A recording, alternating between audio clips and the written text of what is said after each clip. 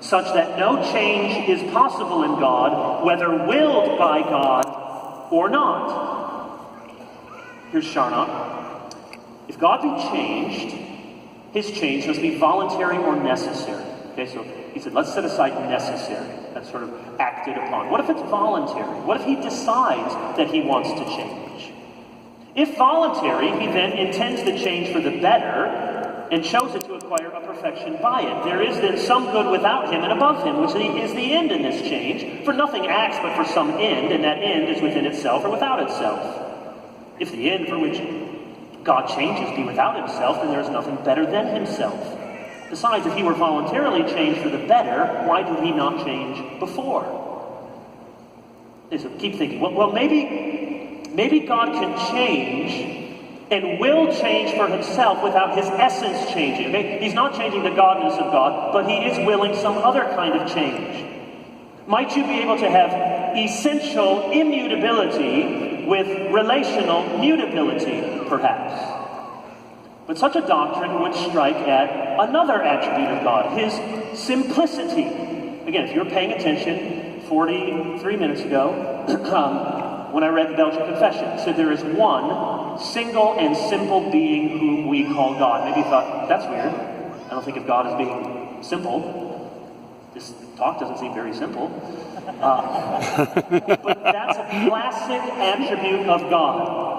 I said I'd come back to the Westminster Confession when it said that God is without parts or passion. Without parts was a reference to the simplicity of God.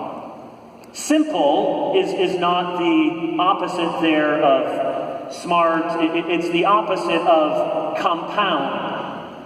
God is not made up of parts. So you don't think of God as sort of the Voltron transformer or something, and they all kind of come together, and there's God, and he's got, over here he's got his goodness, and he's got his power, and he's got his immutability and his mercy, and sort of, and they all come together, and there's God. Theologians have long affirmed, from the church fathers through the reformers, that God is a simple being. He is not composed of parts. He is not the sum of his attributes. It's not power plus mercy plus wisdom plus knowledge equals God. Instead, God is whatever he has. He is love. He is light. He is spirit. He is a consuming fire. Sometimes people say, well, God has all these attributes, and that's true. He has power. He has breath, but he is love. He is love. But that's who he is. That's his essence. Well, that's true. And you can say the same thing about every other one of his attributes. There are 4 times in Scripture that uses that phrase, God is. I just listed it for you. God is spirit, God is light, God is love, and God is a consuming fire. It's a peculiar way that John speaks, and in that last reference in Hebrews. You cannot rank one attribute higher than another, because all that is in God is God, and God is whatever he has. Which means there is no non-essential change in God. He is not composed. I'll just give you another distinction. See how important words are? Definitions are? God is not composed of substance and accidents.